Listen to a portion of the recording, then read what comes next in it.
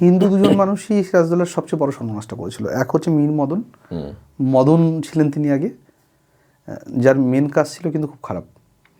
যেহেতু মীর মদনের নাম মীর মারদানও পাওয়া যায় কোথাও কোথাও। হ্যাঁ হ্যাঁ হ্যাঁ। এবার তিনি পরবর্তীকালে মুসলিম ধর্ম নিয়েছিলেন সম্ভবত। এই এক ভদ্রলোক, আর দুই হচ্ছে এই মোহনলাল, যিনি তার বোনকে এগিয়ে দিয়ে ক্ষমতার অলিন্দে এসেছিলেন। মোহনলালকে বলা হলো যে ইনি মহারাজ, সেই সময়কার যত উচ্চপদস্থ আমলা আছে সবাইকে গিয়ে বলো যাও তোমরা এবার মোহনলালকে স্যালুট করো।